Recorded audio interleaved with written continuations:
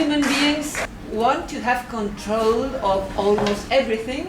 You know, almost all animals prefer having control about things than not having control. They made some research with many types of animals, and if they can move a lever to have their food, they prefer doing that than having the food without trying to do any effort. So they prefer having control than not having control, although they have to work more to have the food. And we human beings are the same. We prefer having control about things, but we cannot have control about everything. One of the philosophers of ancient Rome, Epictetus, said that when we have a problem, we should ask ourselves to solve it. Depends on me or doesn't depend on me, and try to concentrate in things that depend on us. So I think there are mainly two types of things that we cannot control. The first group has to do with things related to us. For example, someone doesn't love me anymore, and I have no control of that. Or my father has died, I cannot control that. And the second type of things have to do mainly with what happens to other people, with what other people choose. For example, someone is of one religion and other person is of another religion. And they have to tolerate each other.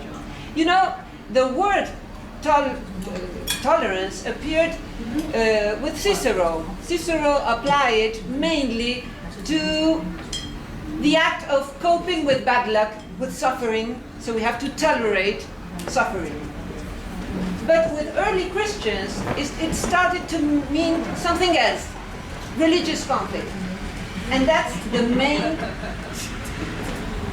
main sense that it had in French Revolution. After centuries of wars related to religions, tolerance appeared as a great virtue. Why people are not tolerant? Can somebody tell me why people are not tolerant? Maybe because we're fundamentally selfish. We are selfish. Okay. Yeah. But we don't have the patience. We don't have patience, yes. Somebody doesn't agree with our views. Somebody doesn't agree, and then we're not tolerant. We could add ignorance, pride related to the group to which we belong. How can we define tolerance? We could say that tolerance is the attitude that we have towards thoughts and behaviors with whom we disagree, but that have the right to exist and should not be prohibited nor constrained. That could be one definition of tolerance. You know that the idea of tolerance has received certain objections through history. One of them is that when you tolerate something, you pretend to be superior. That's what Zygmunt Bauman says. He says, when you tolerate something, you are saying something like that. You are disgusting, but I, being generous, will allow you to continue living. The second objection that has received the idea of tolerance is that sometimes it's very similar to indifference. So, should we tolerate sexism in television? Well, that's not tolerance. That probably has to do with indifference, because we should do something. There are some things that we cannot tolerate. There's some limits for tolerance. And that was what Karl Popper said. There is a paradox of tolerance, a tolerance paradox. If we tolerate intolerance, we have no more tolerance. So, for example, we don't have to pretend the racist to be tolerant, but to abandon his racist beliefs. So what is the limit for tolerance? Probably one of the limits is justice. I think that these objections to the idea of tolerance are right, but I think that we don't have a better word than tolerance. We have respect, we have acceptance, but they don't mean exactly the same. Because respect and acceptance don't include the fact that we dislike what we tolerate. We dislike a lot. And when we speak about respect or acceptance, that doesn't include necessarily the idea of dislike. The good thing of acceptance is that although we do not necessarily agree, we can approach to our reality trying to understand it. That's a good part of acceptance. So could you give me an example of tolerance? Different examples, short examples about tolerance? Yeah. Attempt to deny homosexuals human rights. Uh-huh. So, human rights and tolerance. I think to tolerate, you have to at least attempt to suspend your own beliefs. Mm-hmm. At least for a while. You must attempt. I can say you do. You're saying we tolerate things that we merely dislike. Yeah. I would say it goes further. Tolerance, you actually do accept at some level something that you really think shouldn't exist. I think I would say that Islam is a heresy, so I would have doubts about having that in some societies. But that's, okay, that's being very intolerant. Okay, but we would agree that that is tolerance. They deserve to be Islamic or whatever they are, or. Yeah. They can believe what they wish, even though I believe they're actually being severely misleading themselves. Okay, okay, yeah. When I said before that because we're selfish, it seems that it's got something to do with empathy. Mm-hmm. If you have to step outside of yourself, but I actually wonder whether it is stepping outside of you. It's more stepping into yourself, not out of yourself. Mm-hmm. Because if you're intolerant of something, it must be impinging you in some way. It must be hurting you, challenging you. It's doing something to you that causes you to be intolerant. Therefore, you have to step into yourself, take the pain. This is what I mean about suspending your beliefs. You must take the pain that it's causing you. Pain's a big word, but you know what I mean. It's challenging you. You have to take that challenge. Okay. So, and you've got to get rid of yourself in order to take it, because that's where the friction is. Yeah. Paul Mill wrote on liberty, and he wrote a lot about tolerance. And he said that societies that are tolerant are societies more peaceful, are societies in which people are willing to learn of others, are less dogmatic, less fanatic. They are societies that engender mutual trust, more able to negotiate differences. There is a very interesting article, I recommend it if you can look it in the web. The author is Paul Kurtz, K-U-R-T-Z, The Limits of Tolerance. It's an article of Free Inquirer magazine. He also says that tolerance has its limits. It cannot succeed unless we raise the level of appreciation. Consumers-oriented societies are often too banal and often don't have standards of decency, he says. So he says that students should be exposed to a wide range of cultural values. They should learn about Pakistan, about Brazil, and the Watusi. But this doesn't mean to abandon humanist culture, the values of the scientific, rationalist, and democratic outlook implicit in Western civilization and intrinsic to world culture. Not all ideas are equal in merit, says Paul Kurtz. This is one of the conflicts of multiculturalism in higher education.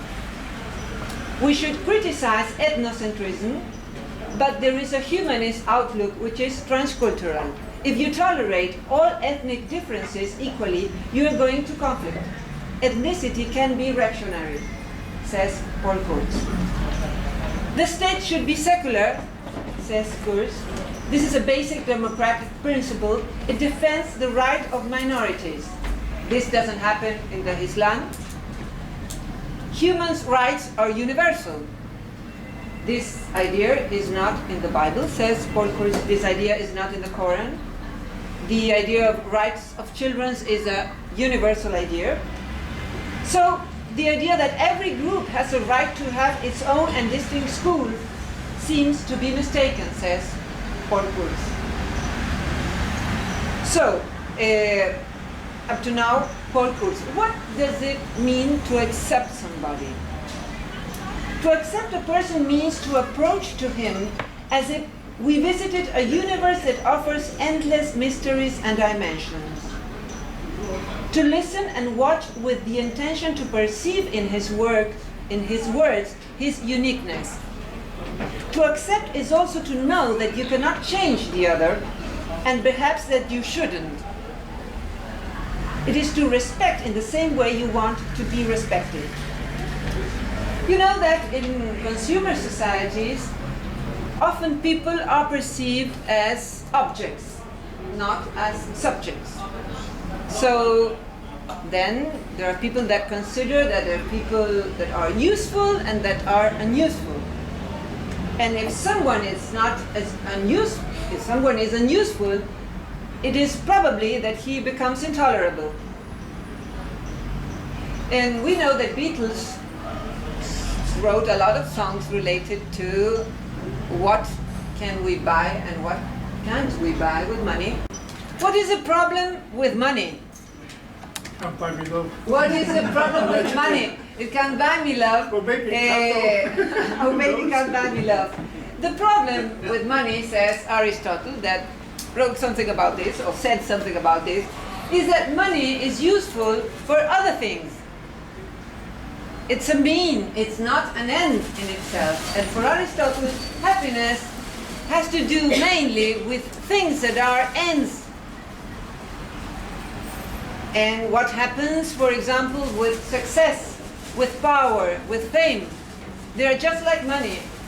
Things that people have for obtaining other things. But if we think in philosophy, if we think in love, if we think in knowledge, there are things that are ends. So we cannot buy love with money. And Rousseau also, a French philosopher, wrote about consumer society in the beginning of modernity. And he said that in a consumer society, people are treated as things. And in a Beatles song, Run for Your Life, a man would rather see his beloved dead than knowing she's with another man. And she's leaving home. Parents don't let their daughter live her own life. They run her economically dependent. In a hard day's night, a man works all day to keep the sumptuous lifestyle of his wife. And this has some consequences. One, we are desperate to be successful. Two, appearances are of great importance. We try to live beyond our possibilities. Three, when profit is the primary value, we lose the capacity for empathy and compassion. In While My Guitar Gently Weeps, we listen, I don't know how somebody controlled you. They bought you and sold you, while my guitar gently weeps. You know, we can draw a parallel between Beatles songs, Plato dialogues, and the whole history of humanity. Why I am saying this?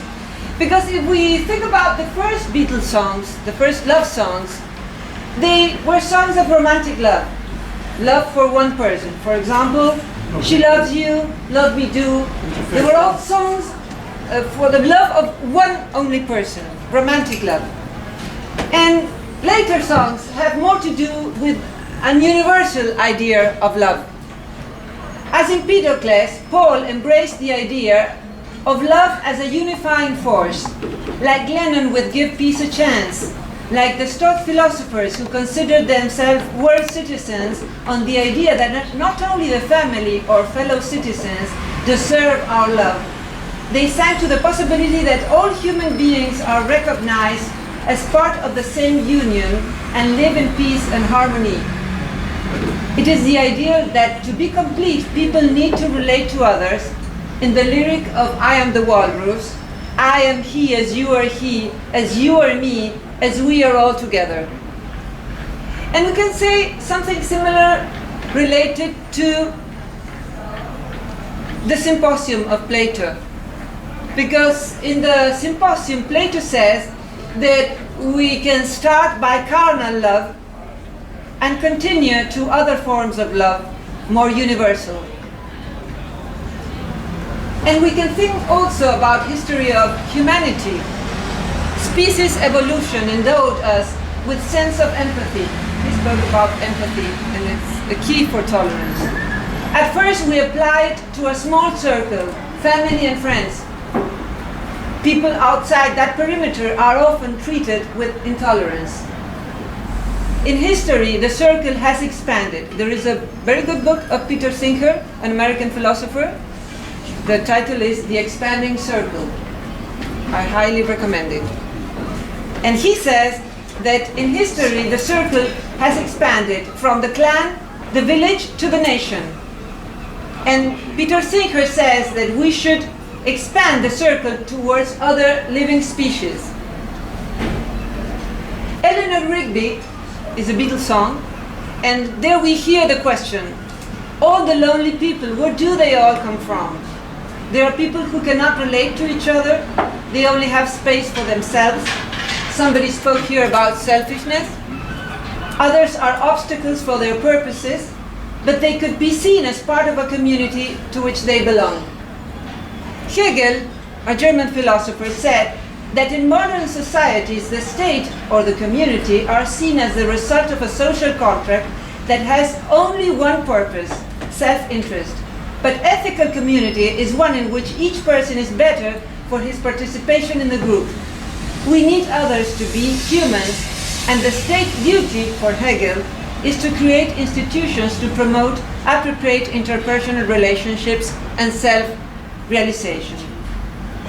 So there is a Beatles song, Help, that speaks about a man who realizes that he needs other person to put his feet back on the ground, because we need others to be more objective. Sometimes we cannot think clearly about our problems, and others allow us to put our feet back on the ground. Faced with a problem, we can ask ourselves if to solve it depends or not depends on us. You remember what we said in the beginning. If it doesn't depend on us, let it be. We can accept that it cannot be modified. This is what Buddhists call detachment. It is not indifference, it's the ability to release things, to liberate ourselves from things. So, when we lose somebody, when somebody doesn't love us, when we disagree, when there are behaviors that we dislike but that have the right to exist, let it be. I brought some quotes about tolerance, some stories about tolerance. This is a quote of Bernard Shaw. He said, "Never do to others what you want others do to you. They might have different tastes." In the 18th century, George Borrow wanted to convert a farmer to Protestantism. But the farmer said to him, "Look, do not bother, because I don't believe in the Catholic religion, and if I don't believe in the Catholic religion, that is the true one, how can I believe in Protestantism, which is the false?" Two women are talking. One of them says, "My husband cheats me." And the other one says, "I can't believe you. Who could want to go out with your husband?" We have an Argentine humorist, his name is Kino, and there's a little boy, he's speaking, and he says, "Understanding and respect. This is important to get along with others. And above all, you know what? Do not believe that we are better than anyone. As there are many people we do not like, it is logical to assume that I cannot be liked by a bunch of idiots, isn't it?" How, I ask you now, how to develop skills to be tolerant?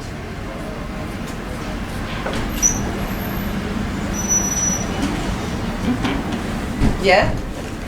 I think you have to be mindful of it, give consideration to what it means, and then do it, practice, and you make loads of mistakes, but keep on practicing. Keep on practicing. That's really a key for that. Yeah. In everyday life, we have no option. We have to say things make statements and do things based on our beliefs. But if we learn and we sort of tell ourselves that whatever we say and we do is tentative, and give weight to the tentativeness of what we say and what we do, and be aware of that. Mix with people outside our immediate social circle. Yeah. Try to speak with people that we don't with a wide speak variety of. of diverse number of people. Yeah. Not just keep it tight. Well, recognise from the media and so on that you encounter when a particular example of improvement of lifestyle that comes about from groups of people becoming more tolerant happens. Take the logical sort of attitude of sticking with it yourself, because you've seen it works for them. It may work for you. Yes. Yeah.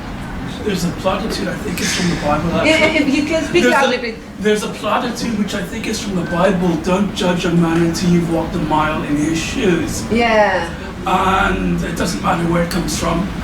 But that means in practice, try to find out about other things. Don't be ignorant. Try to learn about other cultures, other peoples. Yes, it's related a little bit with the idea of empathy that he said. Yes, please. No, you raise your hand. Yes, okay. Both of you.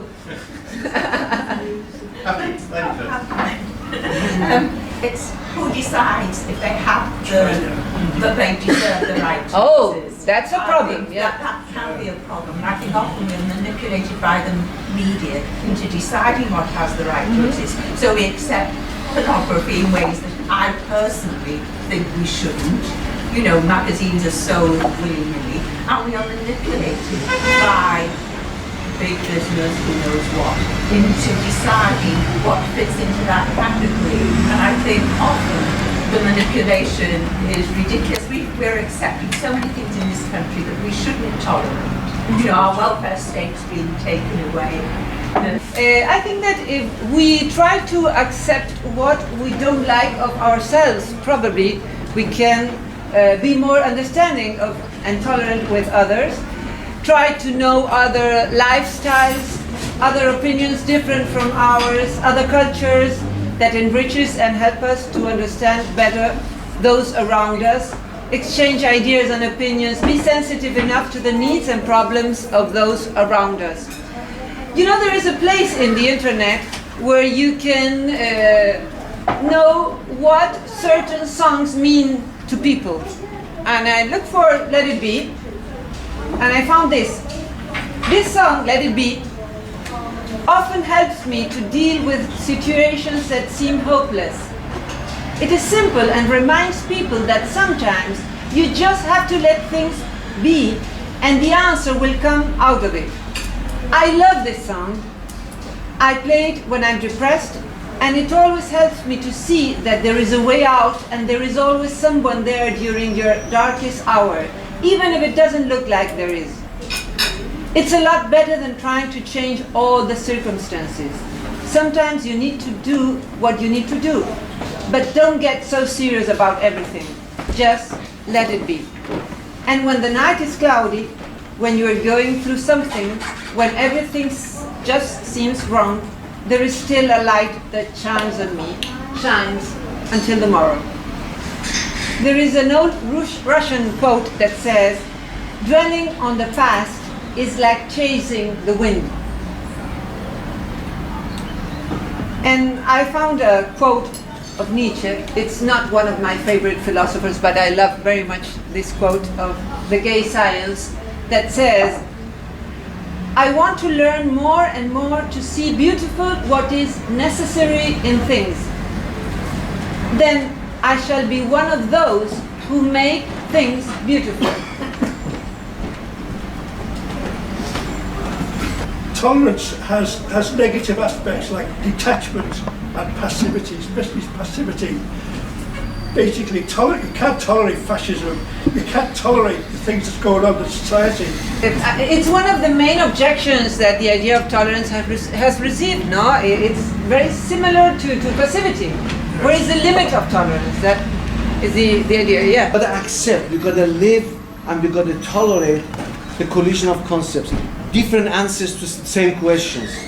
Should we tolerate sexism in media? It's full, I don't know, here in Great Britain, but in Argentina, all the time, you listen in TV that you have to be young, a woman has to be young, she doesn't have to have, wrinkles is the name? Wrinkles. Wrinkles. He doesn't have to have wrinkles, you have to be young all the time, and should we tolerate that all the time medias tell us women that we have to be young and very, very thin?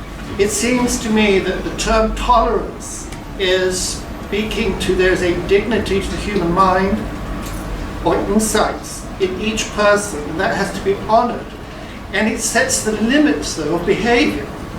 So that if you honor another person, that means you can't then support the turning that person into a sexual commodity of what you're speaking. Honor another person. It's also, I think, a charity principle. You know, in communication theory, we say that the charity principle is to give the better meaning to what other says. If you have several meanings that you can pick, you pick the best one. Just you're giving a plus to the other one, no? And we could think tolerance in that way. We have probably a distinction that needs to be made between the individual and the society, the culture.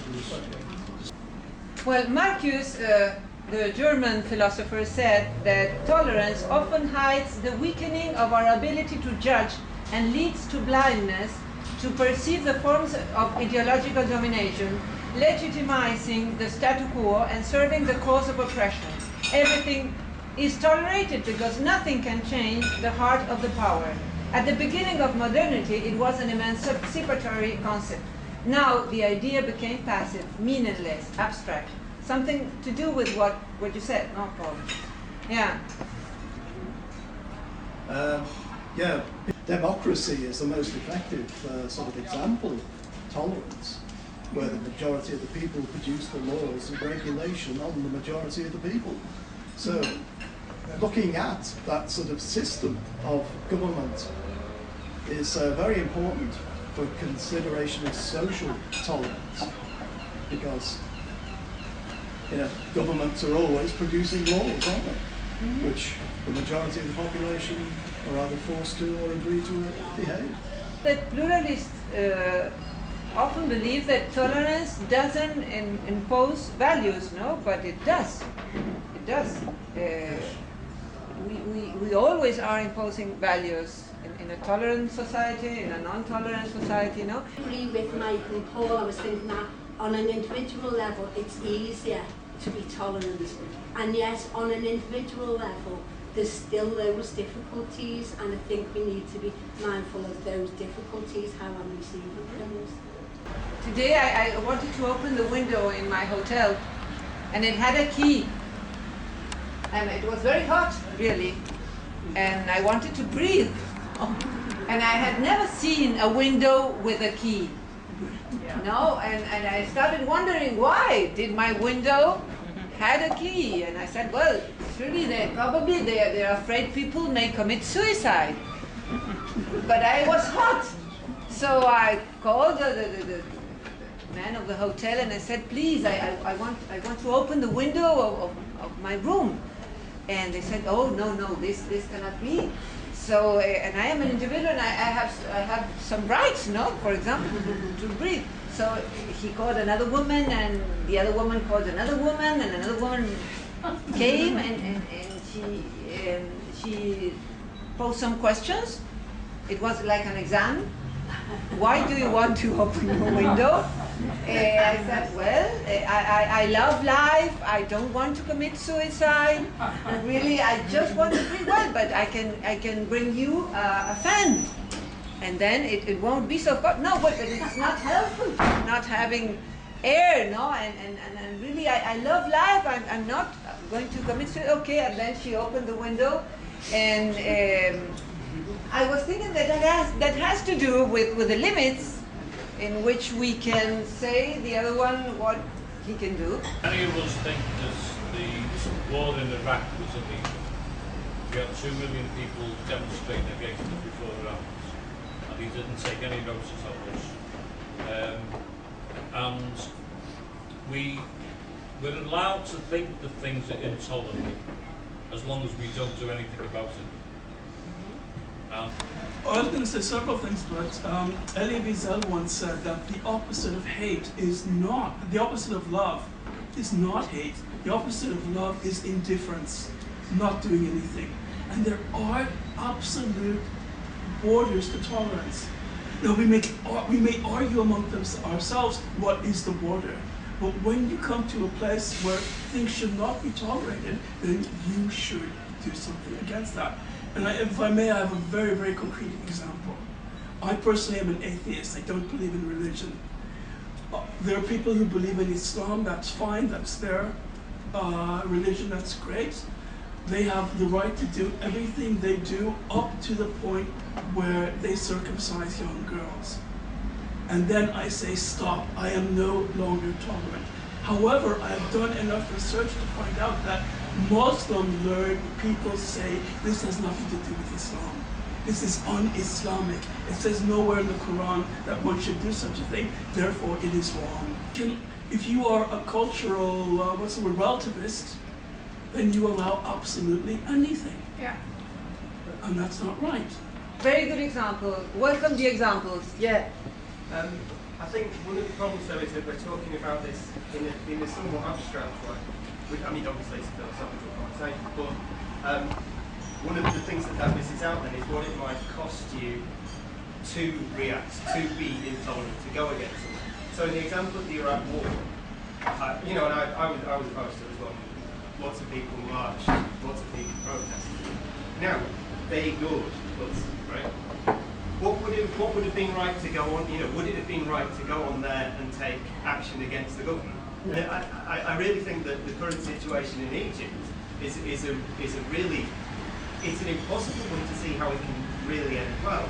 When you have an example, it's much more difficult to determine where is the limit of tolerance. Should we tolerate neo-Nazis manifestations? There are people that agree that we should, because Charles Krauthammer says that when a group of neo-Nazis decided to march through Stokey, a Chicago suburb, with the Holocaust survivors, there was a controversy over whether it should be allowed or not. Why? Because neo-Nazis were totally helpless. They had been a party on the rise, as they were in Germany in the 20s. They should have been prohibited. If I disagreed with you, I just feel like we're having a political debate here, not a philosophical inquiry. So I'm getting frustrated, so I'm becoming intolerant. If I don't agree with you, I do not want you to tolerate me. I want you to understand me. That's, to me, you've got to understand what words mean. It's all right to say, I tolerate somebody else. Well, why is it not all right to say, I do not want to be tolerated? We seem to be talking about it as if it's an end in itself. It's not, for me. It's a first step. I agree that tolerance is a word with many problems. I spoke about that at first. Political is a part of philosophy. In philosophy we have ethics, we have politics, we have metaphysics. If we are talking about politics, we are having a philosophical debate.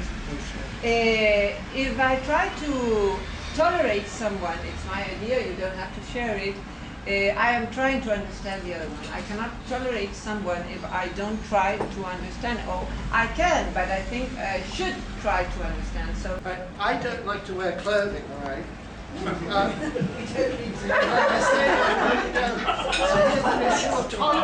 You're laughing. It's not important to me whether you understand me at all. All I know is I don't like to wear clothing. Now, many people don't want to be understood, they just want to be true to who they are. I mean, homosexuals don't care that you understand them. They want to allow you to let them live. I mean, it's a live and let live. But in finding trying to reconcile the fact that we're all very different in what we like and don't like, in being true to ourselves, so that to some extent we can negotiate and create, in utilitarian sense, maximum happiness for the maximum number of people. But I think tolerance is going to something further and affirming certain fundamental values, and it's saying something about what a human being is. So it's very similar to the word freedom. So I'm not sure that you could separate the word tolerance from the word freedom. Jewish organisation, they recently put out a newsletter to suggest that there was some right-wing person from America coming over to Britain to talk about whatever right-wing, extreme right-wing issue it was, and they asked members of Hope Mohammed to boycott or ask the government to not allow that person to come into this country. Now that was an interesting situation because basically, for me, and I think for Noam Chomsky as well, Noam Chomsky said that you can't allow your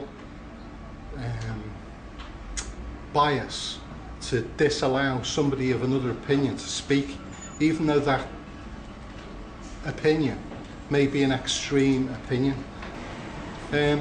It's like similar to what you said about the Nazis marching, calling for harm to happen to people.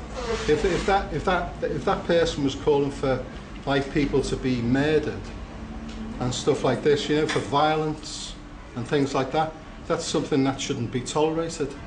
You know, but if that person has got a peculiar point of view, then, and it's not harmful, then I think you should allow that. You should tolerate that, even though you don't agree with it. How much should we tolerate that someone doesn't respect a rule? And I would like to give an example. We are in a train, let's say in a Latin American train, where if you have a bag, someone can steal your bag.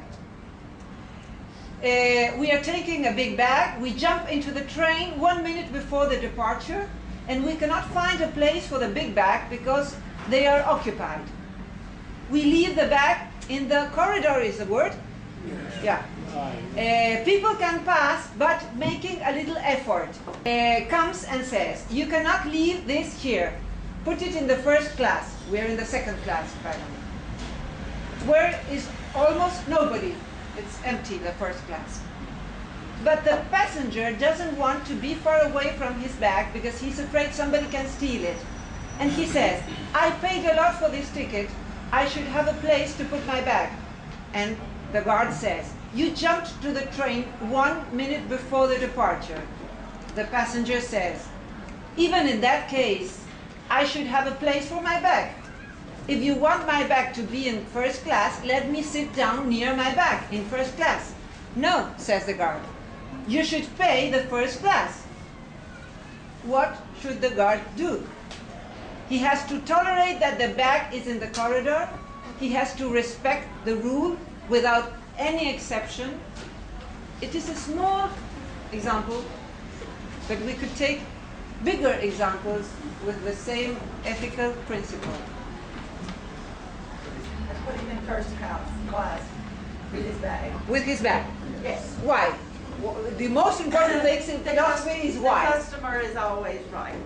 Oh, just because of that. I'm American.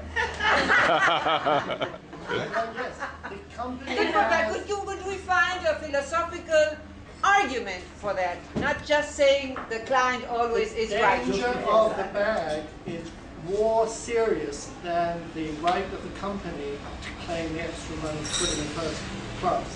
What would you do if you would have been the guard? Well, first class. First class, always same. correct. Someone has a different opinion, a different argument yeah. The position of the back in the eye is curtailing the freedom of many. Mm-hmm. Yeah, freedom of many. Therefore, that's when it's breaching. This action is breaching. That's the limit that is breaching. Therefore, to resolve the situation, and the situation is created by the company as well, you know, and therefore the solution is to remove this sort of limitation. Is to move the passenger and the case to the first class.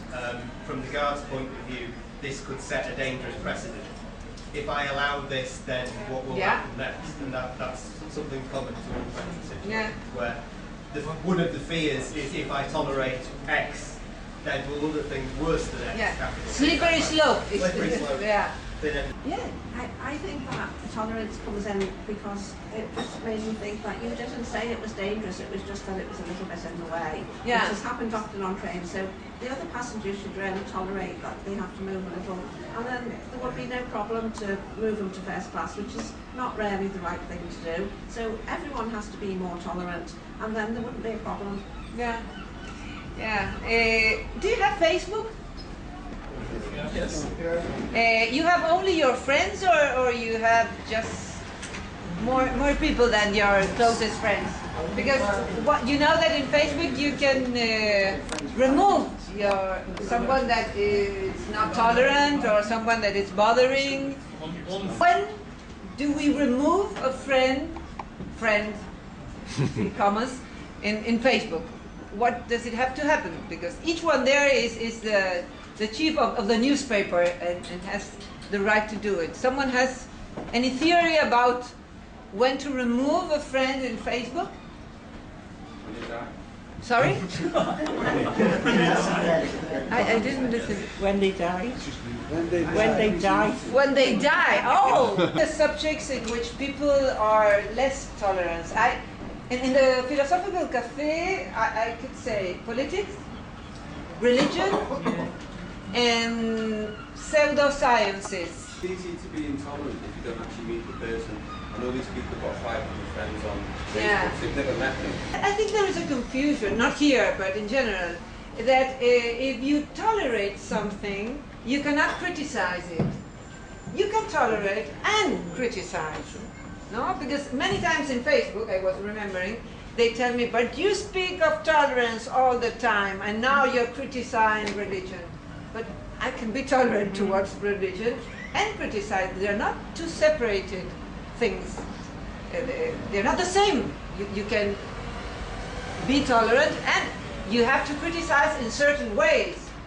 Not in any way, but to be tolerant doesn't mean not to criticize at all. Yeah. I was a teacher for many, many years. I taught 17, 18-year-olds. And they asked, could I be friends with them on Facebook? And I said, no, you're a student, I'm a teacher. There is a difference. When you are finished at school, then we can be friends. And almost all the time they would come and they would ask me, and I don't want to hurt their feelings, so I would friend them. And then I would see 2 or 3 things on Facebook that has absolutely nothing to do with me, so I would quietly unfriend them. And I could easily have 500. I have 60 friends on Facebook, and the 60 people actually know them. I correspond with them. Many of them are people from other countries that I haven't seen in many years.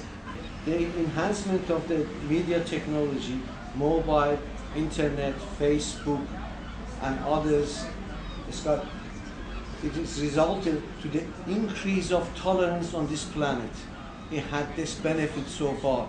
It has young people, new generation, you are more aware of other cultures, more tolerant, more friendly. The whole planet is becoming like a global village. In all Western culture, we have made some progress. For example, in Argentina, we have an institute in which if somebody tells me you are Jewish, of a shit Jewish, I can make a denounce. Would you agree that there has been a lot of progress in terms of tolerance in our societies, let's say in the last century? Yes. No. No. Why? It's just laws, that's not tolerance. If you make laws to contain people, that's not the same as tolerance. We're not talking about laws. For example, if you talk about Great Britain, 150 years ago, Oscar Wilde was gay, and he had to suffer a lot of things for being gay. And now, if you're gay in Great Britain, you don't have to suffer those type of things that even had to do with his death. I could give those and many other examples. The law changed in the 60s with Roy Jenkins that until then it was illegal to perform homosexual acts, and the law changed. And the law changed because there was a pressure from society, but the fact that the law changed actually changed how people view it in society. So young people, I think, accept homosexuality really happily, and yet gay now can be used in as an adjective that means things aren't very good. You know, they can be used as an insult, which as a teacher I found that quite upsetting that the word gay is now used as an insult.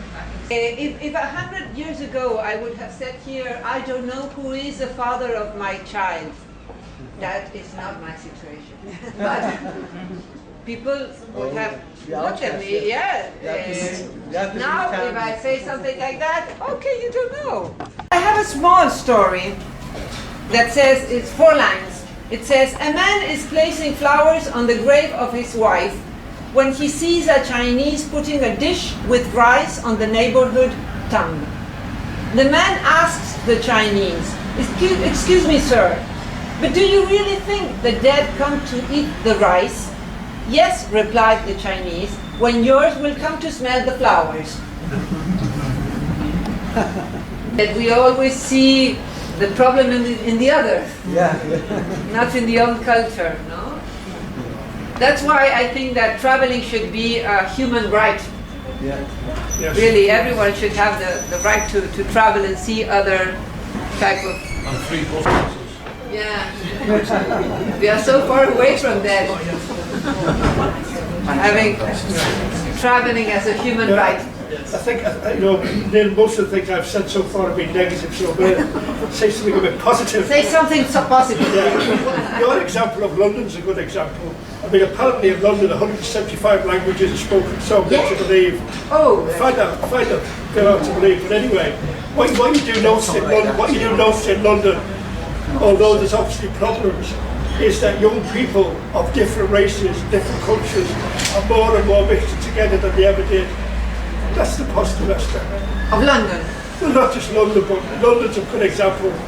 I mean, I'm sure it's more, worldwide with travel. Yeah. So the generation now is obviously different from my generation. Yeah, and after you, Just to agree with that, when I look at my fairly close friends, about 5 of them, their grandchildren are of mixed race because there has been this coming together of different ethnic groups in that generation. So I think we are making progress in being intolerant of racism. So I think that's a step in the right direction.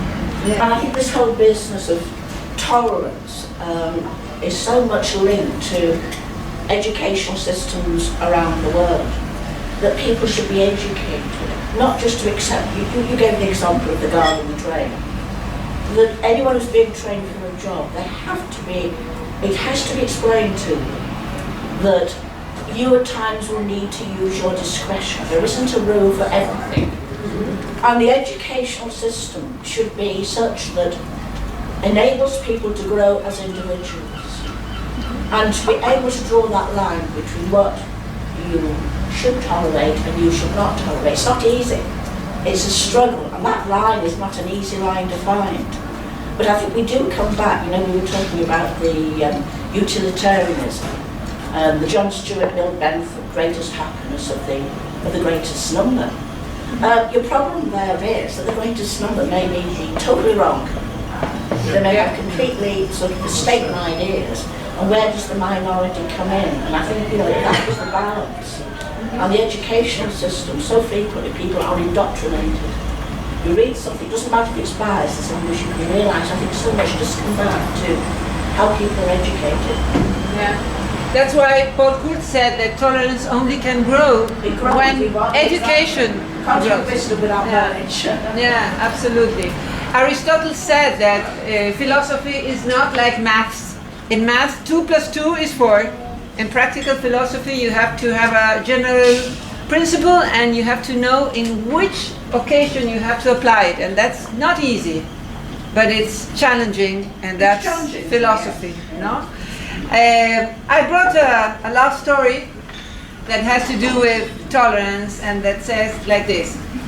At that time, says an ancient Chinese legend, a young man asked a philosopher, "Master, what is the difference between heaven and hell?"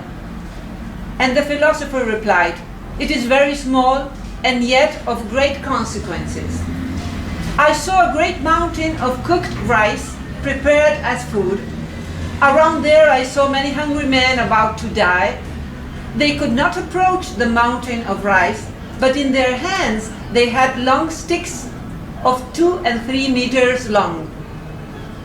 They could take the rice, but failed to bring it to the mouth because the sticks were very long. Thus, hungry and dying together but lonely, they remained in an eternal suffering in front of a lot of food. And that was hell. I saw another great mountain of cooked rice prepared as food. Around it were many men full of vitality. They could not approach the mountain of rice, but they had in their hands long sticks of 2 or 3 meters long. They came to take rice, but failed to carry it to their own mouth because the sticks were very long. But instead of taking the long sticks to their own mouth, they served rice to each other.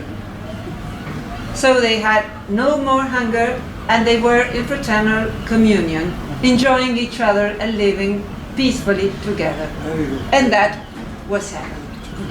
Thank you very much for coming today.